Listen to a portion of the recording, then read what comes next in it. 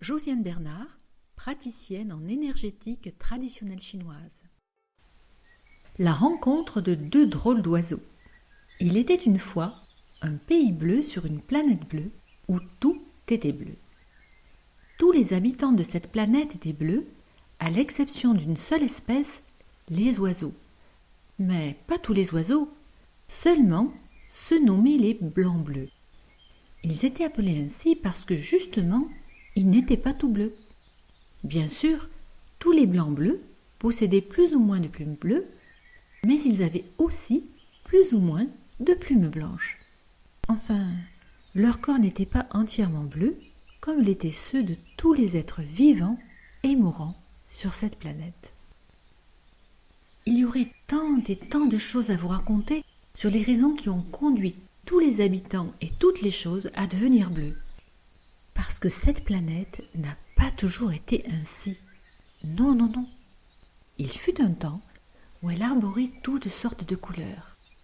Du bleu, certes, mais aussi du rouge, du jaune, du blanc, du noir, et toutes les couleurs et dérivées comme le vert, le violet, l'orange. Enfin, toutes les couleurs de l'arc-en-ciel avec ses nuances infinies. Mais bon, ce n'est pas cette histoire que je vais vous raconter aujourd'hui.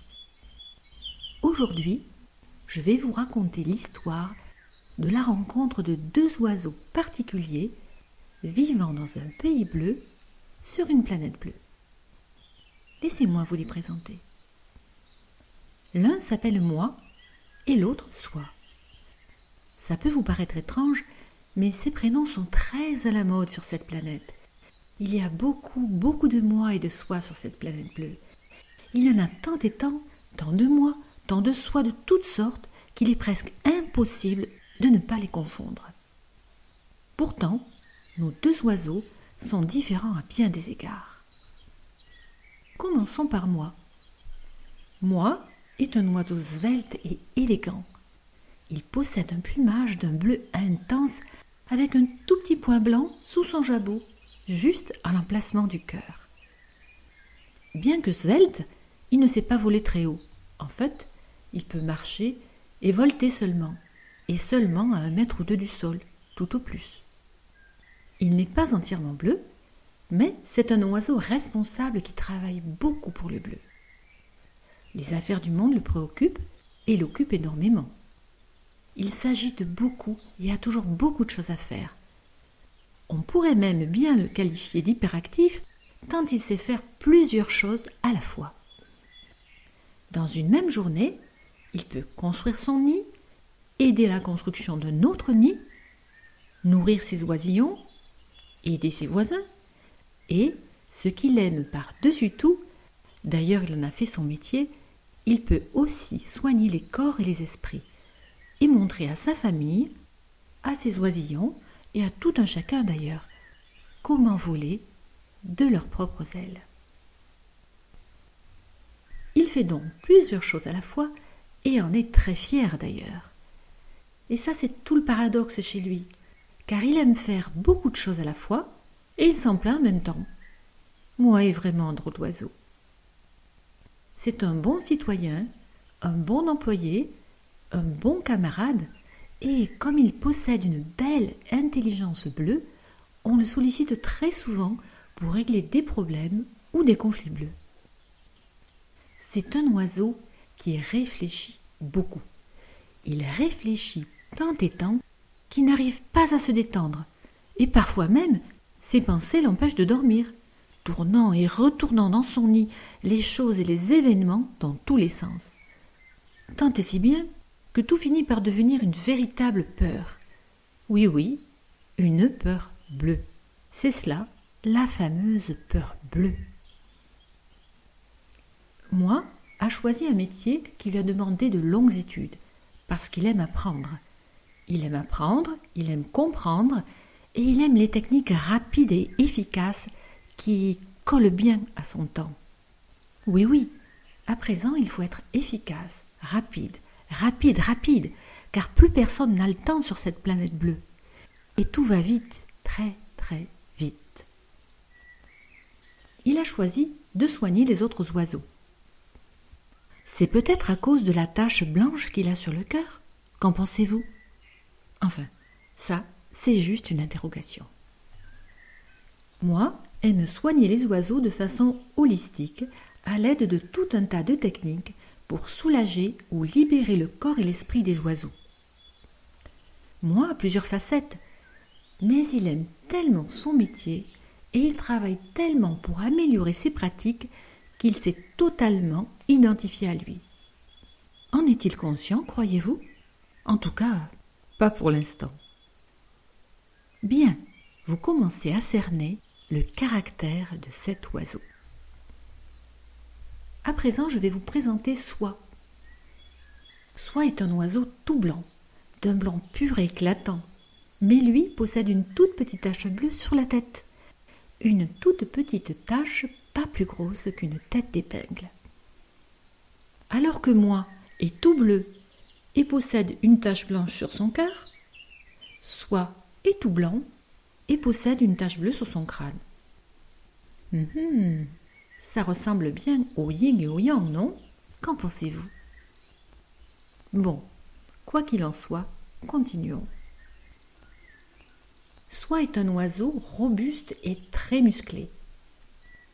Malgré sa stature imposante, il sait voler très très haut. Une légende raconte même qu'il peut voler bien au-dessus des nuages, si vite et si haut que lorsqu'il prend son envol, il disparaît de notre vue en quelques secondes. Il est très vif, mais c'est un oiseau calme qui observe tout le temps. En fait, il ne semble s'intéresser aux affaires bleues qu'en tant qu'observateur. Il ne participe pas aux actions bleues directement. Il les observe et semble les laisser faire. Mais vous devez savoir ceci. Cet oiseau n'est pas passif du tout. Non. C'est un oiseau qui commande et travaille différemment.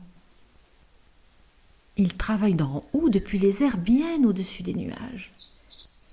De là-haut, il peut observer tous les oiseaux et tout le bleu dans les moindres détails. Et c'est grâce à cela, enfin en partie, qu'il est reconnu pour sa grande connaissance. Une légende raconte aussi qu'il peut s'affranchir du temps et voler dans le passé et aussi dans le futur. Mais bon, ça c'est une autre histoire qui vous intéressera peut-être une prochaine fois. Revenons à notre oiseau qui emmagasine de la connaissance et semble pouvoir aussi se relier à la connaissance de tout ce qui existe et de tout ce qui a existé sur cette planète bien avant que tout devienne bleu.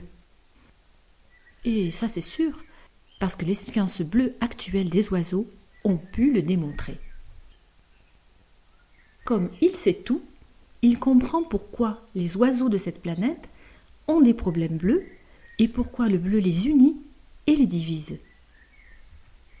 Notre oiseau est aussi un monument de sagesse qui possède un cœur si grand qu'il semble contenir en lui tous les oiseaux et tous les êtres vivants de cette planète. Mais il a une particularité. Soie est un oiseau discret et parfois secret. Il aime se cacher. C'est un taquin qui aime jouer à cache-cache. Il est même capable de rester caché toute une vie entière. Oui, une vie entière à observer, se cacher et encore se cacher jusqu'à ce qu'on le trouve. Vous vous rendez compte? Il peut se cacher ainsi jusqu'à la mort. Si personne ne vient le chercher, il est capable de rester silencieux, tout simplement par amour. Ça paraît étrange, mais c'est vraiment par amour qu'il reste caché, pour ne pas influencer et ne pas risquer d'enlever une part de liberté. C'est un oiseau tellement libre et il aime tellement la liberté qu'il ne supporte pas l'ingérence et ne privera jamais un autre oiseau de son libre arbitre. Soie reste donc souvent silencieux et essaie de se manifester, de communiquer entre les pensées dans ce bref moment entre montre les pensées des oiseaux pendant qu'ils s'affairent, pendant qu'ils chassent ou qu'ils volent, et même parfois pendant leur sommeil. À présent que vous connaissez un peu nos protagonistes, vous devez savoir qu'ils se connaissent depuis leur naissance, ou même peut-être avant, mais ça, aucun oiseau bleu ne peut le prouver actuellement. Ces deux oiseaux se côtoient donc depuis qu'ils ont conscience d'être sur cette planète bleue, mais ils ne se parlent pas. Oh, ce n'est pas qu'ils ne veulent pas, mais c'est que moi ne sais pas parler à soi, et soi ne veut pas faire d'ingérence dans la vie de moi. Dur, voyez-vous, car si personne n'y met du sien, nos deux oiseaux peuvent passer toute une vie bleue ainsi, sans jamais se rencontrer, sans jamais se parler. Mais toute l'histoire ici de cette rencontre s'est bâtie sur un concours de circonstances, ou plutôt un hasard, comme on dit si bien en langage bleu. Laissez-moi à présent vous conter cette histoire. Alors que moi continuais à s'affairer et à travailler dur, il lui est arrivé un problème de santé. Oh, c'était un problème assez sérieux, et qui l'embêtait réellement car il avait peur, il avait la peur bleue de ne plus pouvoir exercer son métier. Et comme vous l'avez vu plus haut, son métier était devenu son identité d'oiseau. Donc, vous comprenez bien que s'il ne pouvait plus exercer son métier, cela signifiait la mort pour lui, et rien de moins. Moi compris qu'il devait ralentir son rythme de vie pour se guérir. Mais comment ralentir? Il ne savait pas comment. Il ne s'autorisait pas à ralentir de toute façon. Parce qu'il devait entretenir son nid, chasser pour nourrir ses oisillons, soigner sa famille et ses voisins. Comment faire pour ralentir? Non, il ne trouvait pas. Il chercha tant et tant dans son mental qu'il devenait de plus en plus rigide et de plus en plus malade. Alors il essayait des respirations, des relaxations, des méditations d'oiseaux, mais à chaque fois, moi s'ennuyais et ne comprenais pas de quoi il s'agissait, et même ce qu'il devait ressentir. À chaque fois qu'il tentait de faire le vide, 1001 pensées lui arrivaient. C'est à se demander comment un tout petit cerveau d'oiseau peut avoir autant d'idées. Moi sentais bien à l'intérieur de lui une lueur qui n'était pas de couleur bleue. Mais il ne trouvait pas le moyen de la contacter et de calmer son mental à cause de toutes ces idées qui ne s'arrêtaient pas d'alimenter son cerveau, encore et encore. Enfin arriva le moment où, exténué, triste et se sentant de plus en plus démuni, moi s'enfonçais profondément. Une légende raconte même que moi aurais vécu la fameuse nuit de l'âme, cet endroit si sombre que seule la mort paraît être une délivrance. Moi était si fatigué qu'il lâcha prise et dormit dans son nid pendant plusieurs jours et plusieurs nuits, sans boire et sans manger une seule graine. 3 ou 4 jours sont passés, peut-être plus, et voilà moi qui se réveille. Il regarde tout autour et voit du blanc autour de lui. Oh, tout n'est pas blanc, bien sûr, mais tout n'est pas bleu non plus. C'est incroyable, et il se demande si sa vue n'a pas souffert pendant tous ces jours et toutes ces nuits à dormir. Moi, se rend compte qu'il pleut hors de son nid, et en profite pour aller se rafraîchir et nettoyer son plumage. L'eau froide ravive la circulation des énergies dans son corps.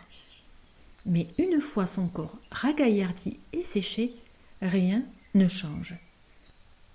Il met alors la tête sous son aile, respire un peu pour se calmer, sort la tête de son aile et à nouveau, il constate la même chose. Et c'est même pire encore, parce qu'à présent dans sa vision, il n'y a presque plus de bleu. Il se rend compte que tout devient blanc petit à petit, au fur et à mesure qu'il s'y habitue. Enfin, qu'en pensez-vous? Il semble bien que c'est parce que petit à petit il permet cela et qu'il accepte enfin le blanc. C'est difficile tout de même d'accepter une nouvelle vision. Moi doute un instant. Il se demande si ce qu'il voit maintenant est réel ou si c'était sa vision bleue d'avant qui est réelle. Il sent bien qu'il peut avoir la réponse en restant calme. Mais non, il ne veut plus risquer de recommencer à dormir aussi longtemps comme cela s'est déjà produit.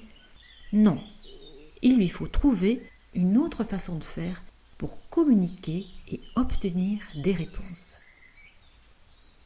Son mental se remet alors en action et ses idées recommencent à fuser dans tous les sens. Et tout d'un coup, il réalise qu'il ne veut pas, il ne veut plus ses idées.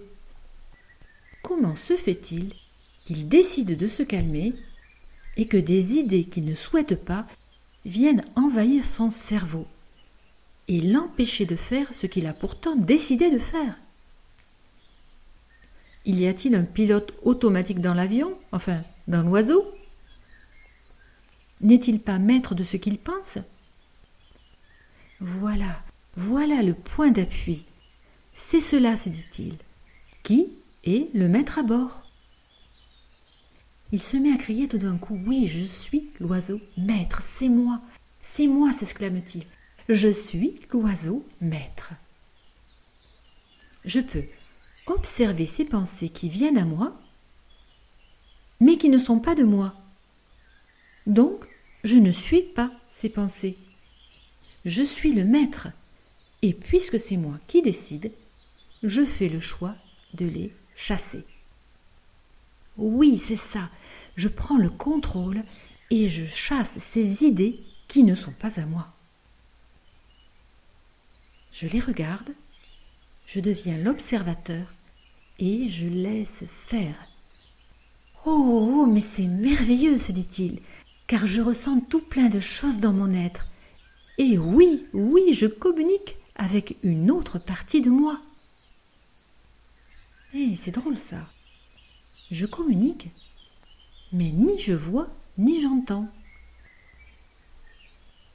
Je communique et je sais. Enfin, c'est la façon dont je peux le mieux expliquer ce qui se passe avec mes mots d'oiseau. C'est ça. Je comprends et je sais. Je sais et je ne crois pas. Non, ce n'est pas une croyance. Je vis et j'apprends autrement. Ouf, il faut que je me calme à présent, que je prenne une bonne et lente respiration. Ah, ça y est, je suis calme. Et je sais que je suis toujours moi, que c'est une autre partie de moi qui parle et m'informe. C'est comme si nous étions deux, et pourtant, je sais très bien qu'il n'est question que de moi. Et là, enfin rassuré sur le fait qu'il n'est pas fou, il ferme les yeux et s'écoute à nouveau tranquillement respirer. Il ne s'est passé que 3 respirations, et voilà qu'il entend enfin et qu'il comprend ceci. Tu es toi, et tu viens d'écouter ton soi. Je suis soi, ton soi, et j'ai toujours été avec toi. Je t'ai regardé grandir, apprendre, aimer, choisir, réussir et te tromper souvent. Enfin, je t'ai regardé vivre ta vie d'oiseau bleu dans ce monde bleu. À présent que la communication est établie entre nous, je t'offre la possibilité de t'aider réellement dans ta vie et dans tes choix. Fais-moi confiance, je ne ferai jamais d'ingérence dans ta vie. Mais, si tu le veux, je peux t'aider à prendre les décisions qui te conviennent le mieux, celles qui sont juste faites pour toi. Je suis la partie la plus intelligente, la plus pure et la plus aimante en toi. Mais cette phrase finit à peine que voilà notre moi qui doute encore et se demande s'il n'est pas en train de perdre un peu de sa liberté. Mais en même temps, il comprend qu'il lui suffit d'arrêter de croire et de permettre encore. Moi comprends qu'il ne s'agit plus de croire aux histoires d'oiseaux. Il s'agit ici de permettre et d'expérimenter. Après tout, se dit-il, je verrai bien. C'est décidé. Je t'écoute et je vais te laisser faire. Et voyez-vous, c'est à partir de ce moment-là, à partir de ce choix-là, que toute la vie de notre oiseau s'est transformée. Tout est devenu plus simple, enfin beaucoup plus simple. Voilà, cette histoire est finie. Elle n'avait pour but que de vous présenter cette rencontre improbable et pourtant programmée. Improbable à bien des égards et qui pourtant se produit quand l'oiseau est prêt. Mais attention, il n'est pas nécessaire de passer par cette fameuse nuit de l'âme. Cette épreuve s'est produite parce que notre oiseau, moi, possédait la croyance profonde en lui que c'était la seule solution. Moi a même reçu l'information que devenir observateur et redevenir le maître que sont tous les oiseaux est une chose facile et qui devient de plus en plus facile sur cette planète, et même s'il y a tout ce bleu. Notre oiseau, moi, a encore beaucoup de choses à raconter. Il sait qu'il ne peut pas renseigner au sens strict du terme, parce qu'il n'existe pas de façon standard d'y arriver, car chaque oiseau doit trouver sa propre façon particulière pour y parvenir. Alors, moi décide de laisser soi parler pour lui à présent, car lui seul sait parfaitement comment transmettre sans faire d'ingérence. Soi parlera donc à présent au travers d'histoires de sa vie personnelle d'oiseau pour aider tous les oiseaux à trouver leur propre communication en parfaite harmonie avec tout ce qu'ils sont et tout ce qui existe. À bientôt peut-être pour la suite ou pour une toute autre histoire. Merci de m'avoir écouté. Bye bye, au plaisir.